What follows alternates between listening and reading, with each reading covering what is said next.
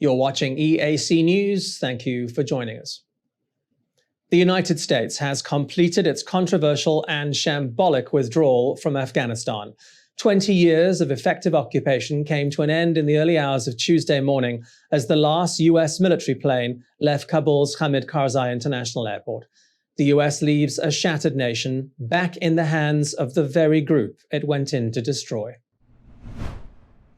Major General Chris Donahue, commander of the 82nd Airborne Division, photographed as he stepped aboard a C-17 transport plane. He was the last U.S. service member to leave Afghanistan. The flight ends a hasty and humiliating exit, with Washington and its allies carrying out a massive but chaotic airlift over the past 2 weeks. Tens of thousands of Afghans who helped Western countries and might have qualified for evacuation have been left behind. Across Kabul, gunfire rang out in celebration at news that the U.S. withdrawal had been completed.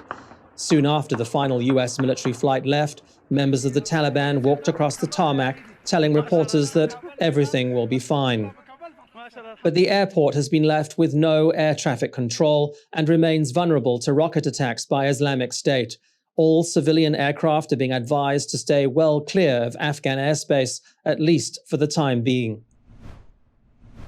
That advisory puts a big question mark over U.S. Secretary of State Antony Blinken's remarks in Washington that the U.S. would continue working with its international partners to get its remaining civilians and Afghan associates out of the country.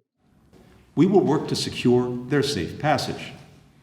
This morning, I met with the foreign ministers of all the G7 countries, the United Kingdom, France, Germany, Canada, Italy, Japan, as well as Qatar, Turkey, the European Union, and the Secretary General of NATO. We discussed how we will work together to facilitate safe travel out of Afghanistan, including by reopening Kabul's civilian airport as soon as possible. And we very much appreciate the efforts of Qatar and Turkey in particular to make this happen. This would enable a small number of daily charter flights, which is a key for anyone who wants to depart from Afghanistan moving forward.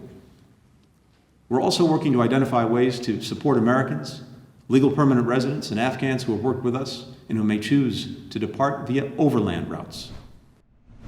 Back in Kabul, Taliban commander Karzai Samullah says the group will do its best to establish a safe atmosphere in the country and that together the people of Afghanistan will build a new homeland.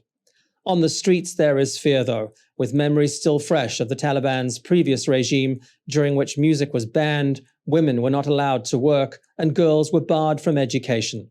Public executions were also commonplace.